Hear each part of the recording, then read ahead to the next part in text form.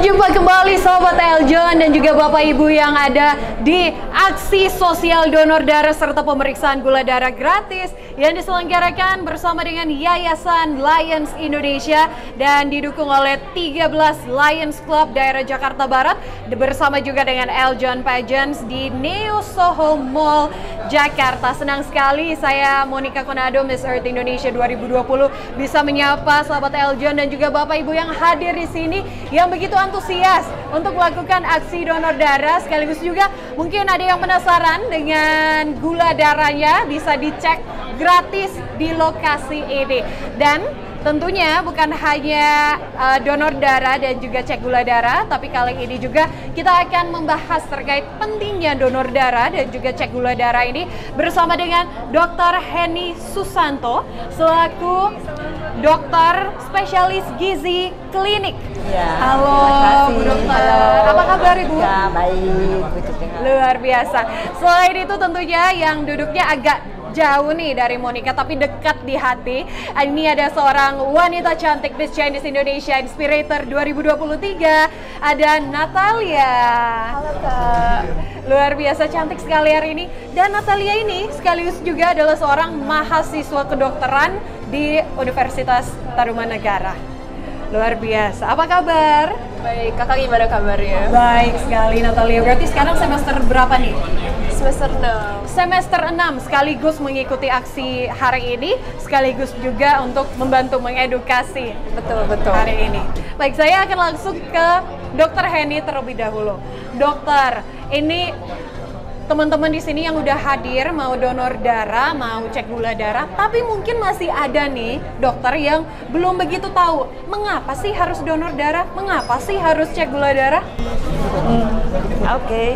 Ya. Begini ya, sebetulnya kita penting sekali memang untuk secara berkala melakukan pemeriksaan tes gula darah, namanya screening. Karena penyakit diabetes ini sering-sering tidak memberikan gejala seperti yang biasanya, namanya gejala klasik ya. Gejala-gejala klasik yang biasanya itu kan misalkan tiba-tiba berat badannya turun, atau kemudian nafsu makannya makin banyak, berat badannya kadang-kadang juga bisa naik, kemudian banyak kencing pada malam hari, banyak minum, haus gitu. Sering-sering gejala-gejala ini tidak tampak, tidak dirasakan karena penyakit diabetes ini merupakan suatu penyakit atau gangguan metabolisme dari karbohidrat yang berlangsung kronis, artinya itu perlahan-lahan, lama, tidak terasa. Nah, jadi ketika tidak terasa kan tidak aware ya, tidak pergi ke dokter karena tidak ada gejala apa-apa yang dirasakan, sehingga penting untuk mengecek gula darah. Jadi kadang-kadang baru tahu, wah gulanya tinggi sekali. Nah, seperti itu. Itu terkait dengan cek gula darah, pentingnya cek gula darah. Ternyata ada ciri-cirinya tadi ya. Jadi siapa nih di sini yang biasanya suka buang air kecil malam hari, terus berat badan naik juga ya Ibu? Jadi itu ciri-cirinya, tapi biar pasti bisa langsung cek gula darah. Nah, itu terkait dengan gula darah. Tapi kalau terkait dengan donor darah, Dokter Henny, seperti apa? Kenapa penting? Ya, karena sangat banyak sekali ya, pasien yang baik di rumah sakit yang sedang dirawat, atau tiba-tiba terjadi suatu, mohon maaf, kecelakaan gitu, yang tiba-tiba memerlukan darah. Nah itu kalau tidak tersedia kan sangat-sangat sekali berbahaya. Jadi setitik darah Anda bisa menyelamatkan nyawa yang diperlukan, bisa tiba-tiba atau memang sudah sakit untuk membutuhkan darah. Ternyata setitik darah aja bisa menyelamatkan satu nyawa ya Bu Henny. Tapi dok, iya istilahnya. Tapi benar ini sebegitu pentingnya donor darah, sebegitu pentingnya darah Anda untuk teman-teman yang lain yang membutuhkan. Itu dari sisi kemanusiaannya, Dokter Eni. Kalau dari sisi kesehatannya, apakah ada manfaat untuk kesehatan ketika kita mendonor darah? Iya, pasti ya. Jadi kan itu memang darah kita kan dibentuk juga oleh tubuh secara berkala. Jadi artinya akan didegradasi juga. Jadi kalau kita kemudian rutin, tentu itu membuat lebih baik sirkulasinya, pembentukannya gitu ya. Jadi pasti untuk pendonornya juga mendapatkan manfaat kesehatan seperti itu. Wah, luar biasa ini donor darah ya. Sudah bisa membantu sesama, ternyata memberikan manfaat untuk kesehatan diri kita sendiri. Dokter Eni, saya akan beralih ke Natalia sebagai generasi muda, sebagai seorang calon dokter. Natalia, gimana sih Natalia melihat nih awareness dari anak-anak muda saat ini? Kalau tadi kan udah dijelasin nih oleh Dokter Heni pentingnya donor darah, pentingnya cek gula darah, tapi ternyata mungkin masih banyak anak-anak muda yang tidak terlalu peduli dengan kesehatan.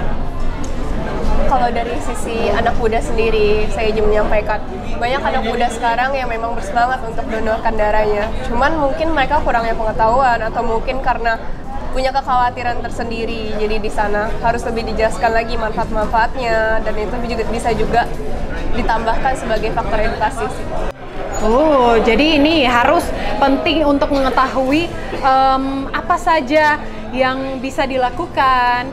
Dan mungkin satu lagi, mungkin generasi muda jadi sulit atau belum bisa melakukan donor darah dan juga cek gula darah karena nggak tahu mau kemana. Jadi ini Monica infoin, jadi ternyata untuk aksi sosial donor darah dan juga cek gula darah dari Lions Club ini diselenggarakan rutin setiap 2 bulan sekali di Neo Soho Mall Jakarta. Jadi ini di awal tahun 2024 di bulan Januari, berarti selanjutnya kira-kira di bulan Maret ya Bu? Iya betul. Dan setelahnya 2 bulan kemudian berlanjut lagi, jadi setiap 2 bulan. Jadi mudah sekali untuk bisa melakukan donor darah maupun cek gula darah. Kalau selanjutnya saya masih tertarik nih, Dokter Eni, untuk membahas, kita mengupas satu persatu. Saya ingin ke donor darah terlebih dahulu. Kalau tadi kan udah dijelasin ya, manfaat sosial dan juga manfaat untuk tubuh sendiri. Tapi mungkin ada kriteria-kriteria khusus untuk orang-orang yang bisa melakukan aksi donor darah, dokter? Iya, biasanya kan nanti akan ada screening ya dari PMI. Jadi terkait dari usia itu mereka ada batasannya. Kalau misalnya mereka sudah rutin, biasanya itu lebih beberapa tahun daripada yang belum pernah. Kemudian mereka akan cek juga kesehatannya. Jadi HB-nya berapa, itu tidak boleh kurang karena itu harus terpenuhi syaratnya. Jadi sering-sering sudah ada pendonor yang siap 100 orang, jadi bisa saja yang tidak boleh itu 10 orang, 5 orang, atau 20 itu ya, karena ada screening. Kemudian tekanan darahnya, seperti itu biasanya yang mereka lakukan. Tapi tentu kalau ada riwayat sebelumnya ditanyakan, pernah hepatitis dan lain-lainnya, itu juga bisa tidak boleh. Baik, itu dari sisi klinisnya ya Bu. Jadi harus cek HB-nya. Berarti HB-nya harus berapa? Ya harus normal ya. Harus normal.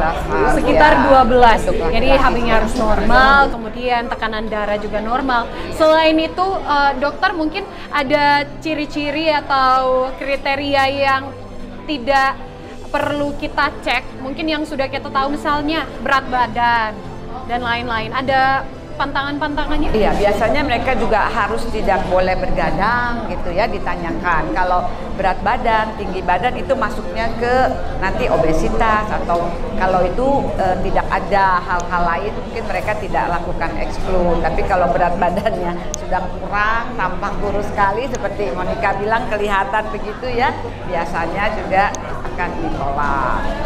Baik, jadi kalau sebelum kita cek HB, cek tekanan darah, sudah bisa screening diri sendiri ya. Kalau mungkin rasanya kurang fit, lagi sakit, tidurnya tidak cukup, atau mungkin berat badannya tidak normal, Iya. itu berarti belum bisa melakukan aksi donor darah. Ya, mereka tolak dulu. Berarti untuk donor darah itu sendiri, Dokter Henny, berapa kantong nih per orang? Biasanya kan udah pada serem sendiri nih. Mungkin Bapak Ibu yang pengen donor darah tapi takut darah, takut sakit. Terus, aduh takut nanti berapa kantong nih darahnya diambil. Biasanya seperti apa sih, Dokter? Iya, biasanya ada mereka itu 1 orang 2 kantong. 1 orang 2 kantong darah? Iya. Wah, ini 2 kantong darah. Sakit nggak sih, Dokter? Tidak sakit, enjoy aja. Tidak sakit, Betul, enjoy sambil aja. tiduran gitu ya. Masa sih, Dokter? Iya, boleh. Saya Boleh kurang coba. percaya nih.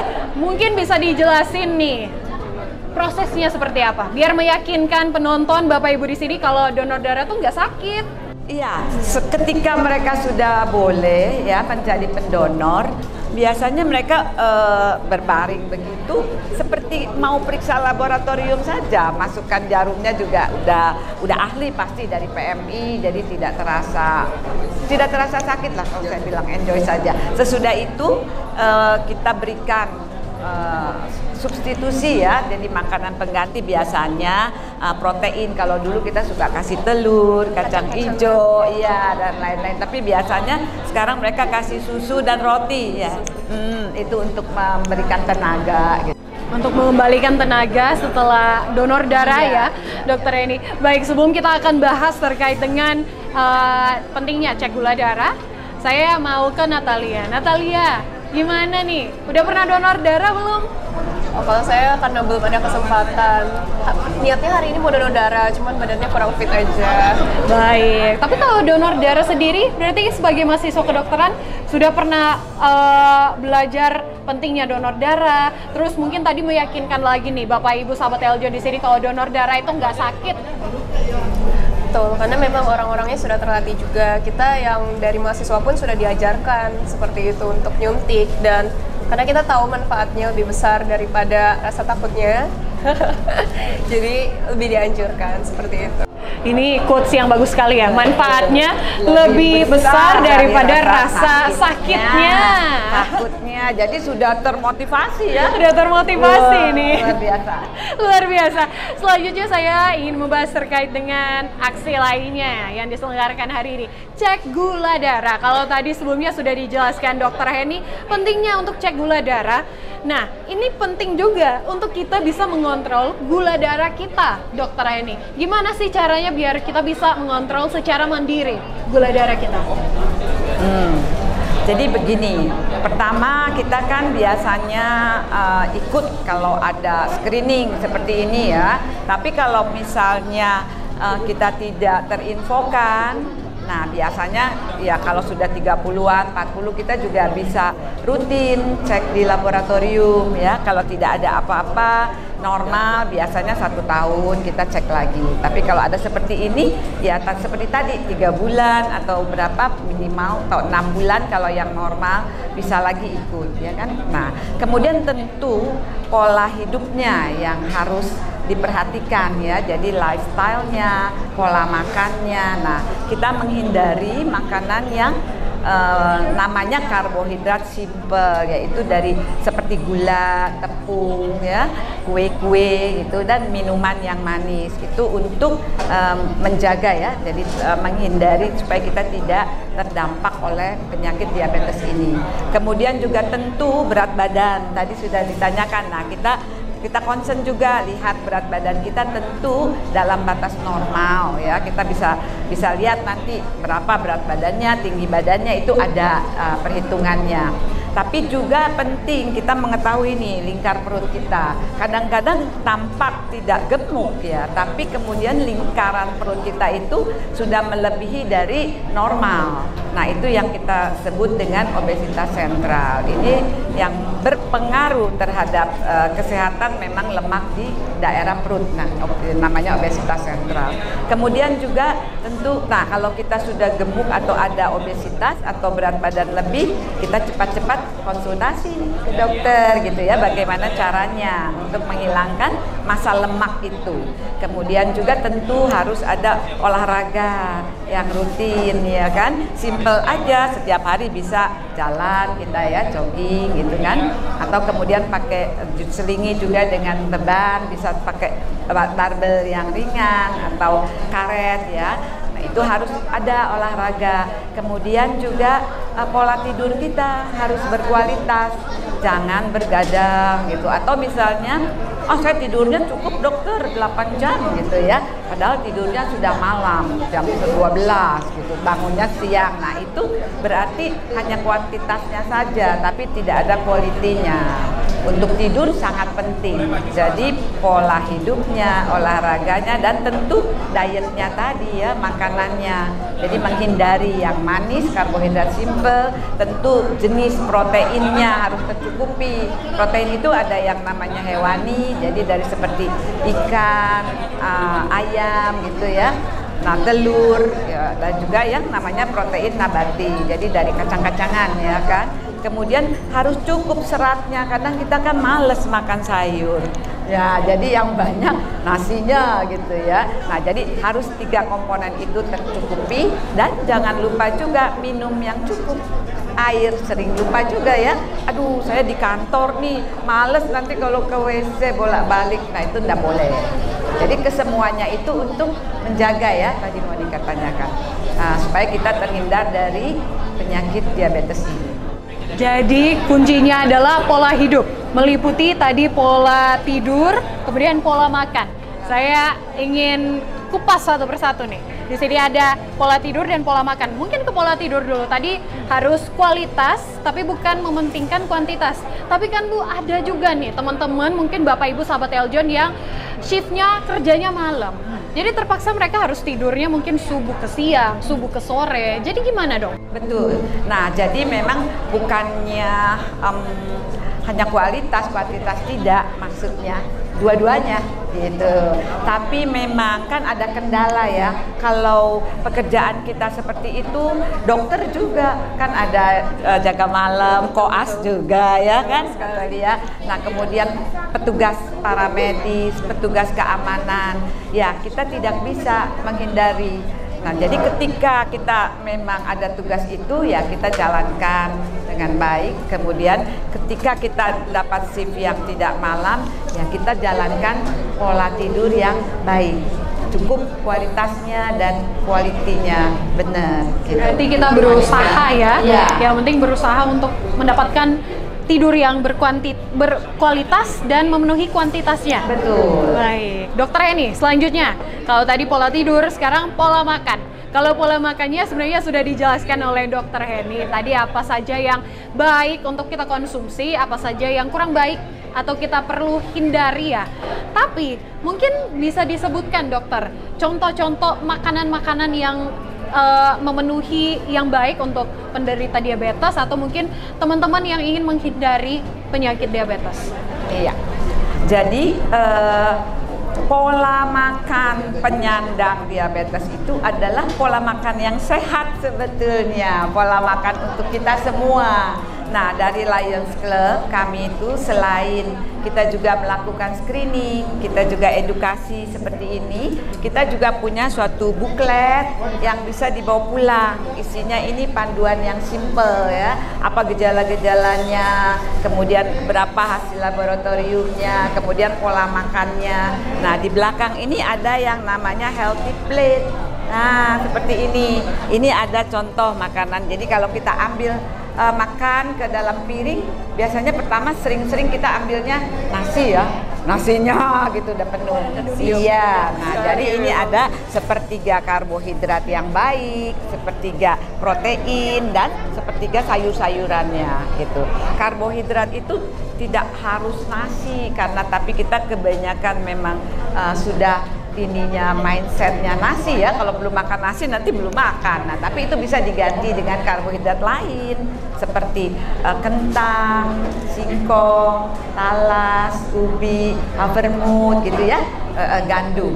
Nah Nah, tapi di sini sering-sering udah makan nasi, kemudian Makan mie lagi, tepung lagi. makan mie, ada kentang di kecap gitu. Nah itu jadi double karbohidratnya seperti itu.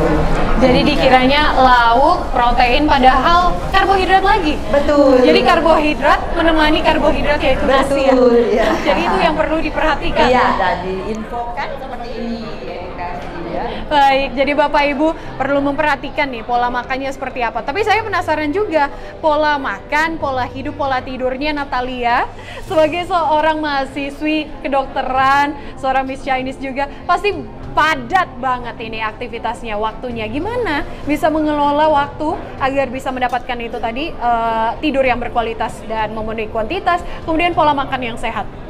Wah, kalau untuk waktu tidur itu jangan ditanya ya. Apalagi sedang dalam masa perkuliahan kan pastinya tetap harus belajar untuk ujian. Di salah satu kegiatan juga ada Miss Chinese juga. Cuman yang tadi lebih ke kualitas daripada kuantitas, dan kalau bisa dua-duanya. Jadi salah satu contohnya kalau kita ada waktu tidur ya kita langsung tidur, nggak ada main-main HP lagi. Biasa kalau udah main-main HP itu nanti sampai malam kita nggak tidur-tidur kan, atau tempat-tempat tidurnya itu diperbaiki jadi senyaman mungkin supaya kita bisa tidur. Atau misalnya pagi-pagi kita mahasiswa yang lain makannya gorengan gitu. Ya untuk sarapan sebisa mungkin yang berlemak, kolesterol itu dikurangin. Iya. Itu intinya ya. Jadi begitu berat perjuangan mahasiswi kedokteran ini, tapi tetap berusaha ya untuk menyeimbangkan semuanya. Karena kalau dokternya nggak sehat, gimana mau menyehatkan yang lain? Jadi harus menjadi contoh ya pola hidup sehat ya. Kita aja nggak sehat, nanti yang lain gimana percaya? Wah itu. Hari ini banyak dapat quotes-quotes bagus nih dari Natalia nih. Oke, dan selanjutnya saya mau membahas mitos-mitos nih terkait dengan penderita diabetes ke Dokter Henny. Langsung saya konfirmasi ke Dokter Henny. Dokter, kan banyak nih mitos-mitos. Katanya kalau misalnya diabetes tuh nggak boleh makan malam. Itu benar nggak? Ya, seperti tadi saya jelaskan itu namanya lifestyle ya. Jadi memang begini, terakhir kita makan sebetulnya ada ilmunya ya. Dengan kita berangkat tidur itu kalau idealnya itu kurang lebih 4 jam. Nah dulu kita tuh belum tahu ya ilmunya, tapi ternyata itu memang demikian. Mungkin zaman dulu tuh, oh udah jam 6 udah makan. Apalagi kalau muslim ya, kemudian dia udah sholat maghrib, kemudian nanti sudah makan, sholat isya lagi, terus tidur. Jadi jam 10 tuh udah tidur. Ternyata memang sebaiknya seperti itu. Jadi kita makan itu dengan kita berangkat tidur itu kurang lebih ada jedanya 4 jam. Itu juga menghindari penyakit-penyakit lain ya, seperti GERD dan lain-lain. Nah kemudian kalau bilang aduh malam nggak boleh makan ya, sebetulnya jadi kita itu ada kan, jadi kemudian besok paginya kita breakfast itu bisa minimal 12 jam. Ada yang sekarang ada juga pola makan intermittent fasting ya, bisa lebih dari 12 jam. Nah jadi sebaiknya memang tidak cemil-cemil malam lagi. Ketika sore itu kita makan dinner jam 6, setengah 7 gitu ya. Nah itu kita sudah cukup. Berarti itu fakta ya, dokter. Jadi fakta nggak boleh makan malam-malam karena bukan cuman diabetes, tapi ini resikonya bisa terserang penyakit-penyakit lain ya dokter? Ya, dan juga kan seperti itu nanti ya, kemudian resiko terhadap diabetes dan obesitas jadi meningkat. Oke, ada juga nih dokter, mitos atau fakta. Katanya kan diabetes nggak boleh makan karbohidrat. Jadi supaya mengurangi, ada penderita-penderita diabetes yang makannya jadinya dikit banget, terus makannya cuma sayur doang misalnya. Atau mungkin ada yang vegetarian, itu sehat, bisa membantu menurunkan diabetes atau tekanan gula darahnya. Cuman hanya dengan makan sayur, berarti kan hanya makan serat doang nih.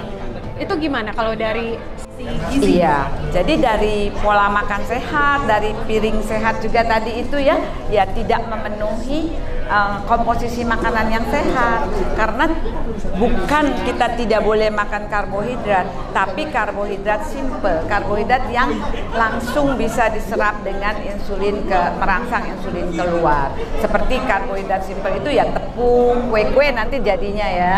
Kemudian minuman yang manis seperti itu yang dihindari. Tapi karbohidrat tetap dibutuhkan. Ya kalau bisa makan nasi kebiasaan ya sebetulnya indeks glikemiknya itu meningkatkan gula sudah kita makan juga lebih tinggi. Jadi bisa juga kalau misalnya mau makan beras merah, beras hitam dan lain-lain. Tapi kalau sangat tidak enak dan tidak suka ya tidak usah dipaksakan. Yang penting jumlahnya saja, yang karbohidrat lainnya tidak ikut-ikutan kalau udah makan nasi seperti itu ya. Kemudian kan bisa karbohidrat yang lain yang sudah tadi saya sebutkan ya, bisa ubi, singkong, kentang ataupun havermut, gandum gitu.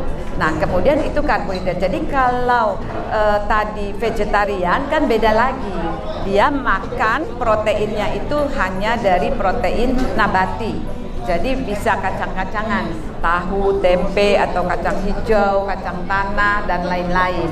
Nah, kalau yang tidak mau makan yang lain hanya sayur saja itu memang salah, tidak boleh. Nanti akan terjadi kekurangan gizi, tidak memenuhi pola makan sehat. Berarti ternyata mitos, nggak boleh cuman makan sayur aja, tapi harus melengkapi yang lainnya ya. Berarti dokter ada protein, karbohidrat, tapi yang sehat dan kuantitasnya terjaga. Iya. Dan jangan lupa lemak yang baik, lemak yang sehat ya. Itu bisa juga kan dari bahan makanannya, ikan juga ada lemaknya. Atau kalau kita mau tumis-tumis bisa dengan olive oil atau dari buah-buahan seperti alpukat gitu.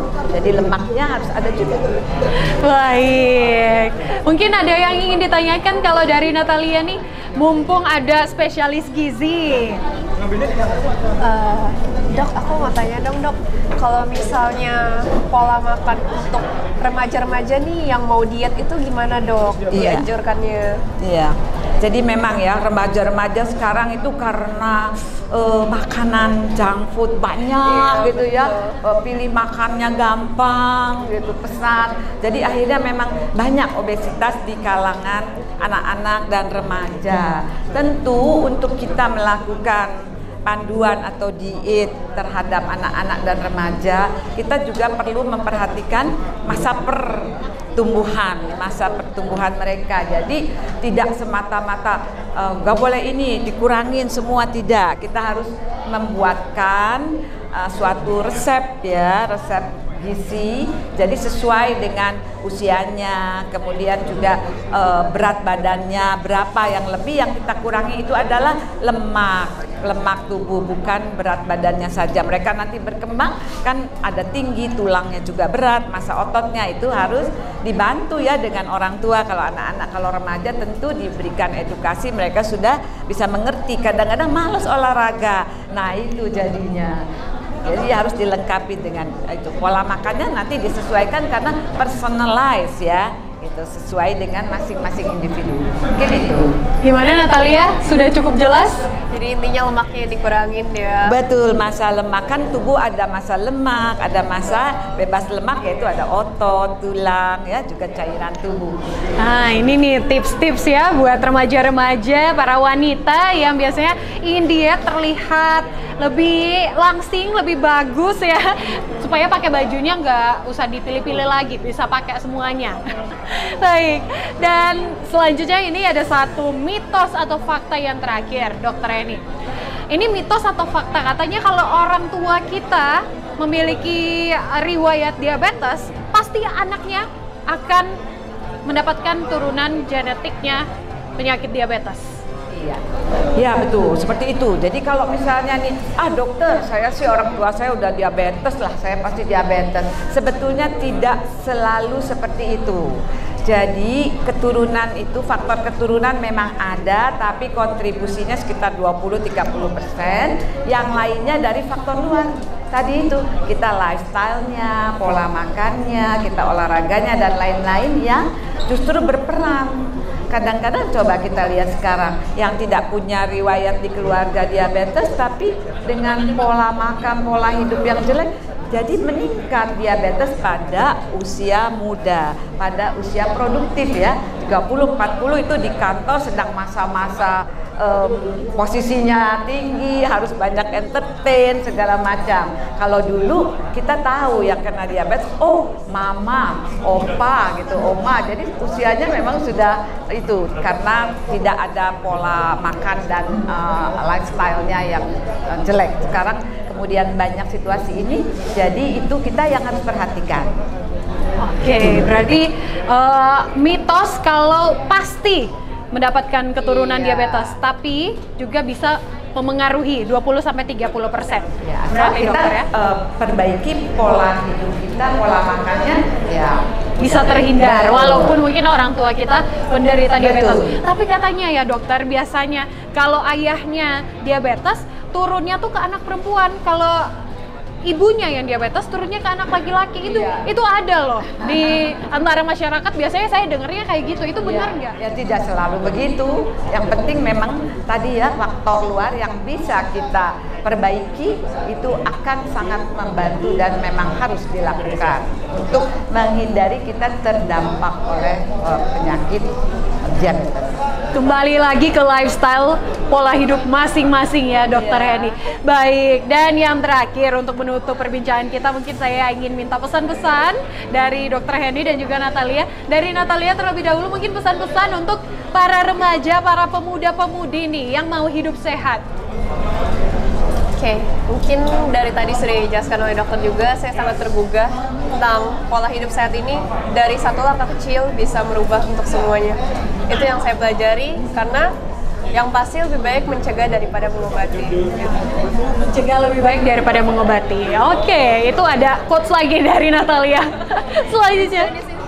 Oh iya, makanya inspirasi talk show-nya banyak sekali. Dokter, ada pesan-pesan kah untuk masyarakat, Bapak, Ibu, sahabat Eljon untuk hidup sehat? Iya, baiklah.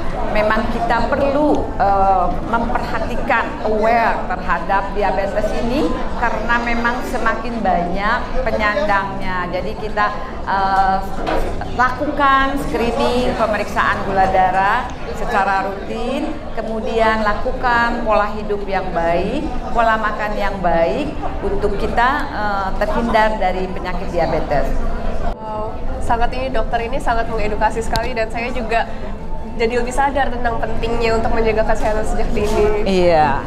Baik, ternyata The Chinese Inspirator-nya mendapatkan inspirasi juga ya dari Dr. Henny. Saya juga mendapatkan banyak sekali wawasan dari Dr. Henny, dan saya percaya juga Bapak Ibu di sini dan juga sahabat Eljon pasti menambah wawasan tentang pentingnya hidup sehat, tentang pentingnya juga donor darah dan juga rutin untuk cek gula darah kita. Dan sekali lagi untuk Bapak Ibu yang mungkin hari ini terlewatkan nih untuk mengikuti donor darah dan juga cek gula darah oleh Lions Club di Neo Soho Mall Jakarta, jangan khawatir karena ini akan dilakukan rutin setiap 2 bulan sekali. Jadi kali ini yang pertama di tahun 2024 di bulan Januari, berarti selanjutnya di bulan Maret. Jadi ditunggu nanti kalau udah ada ancang-ancang pola hidupnya sehat dan juga memenuhi kriteria donor darah, bisa langsung ke Neo Soho Mall Jakarta untuk melakukan aksi donor darah dan juga cek gula darah dari Lions Club. Terima kasih Dr. Henny, terima kasih Natalia. Terima kasih telah menginspirasi kita semua. Selamat bertugas kembali. Sehat-sehat selalu dokter dan juga Natalia. Terima kasih, sehat-sehat. Terima kasih, dan inilah akhir dari perbincangan kita. Tentunya sudah menambah wawasan Anda, sahabat Eljon. Akhir kata saya Monica Konado pamit. Terima kasih.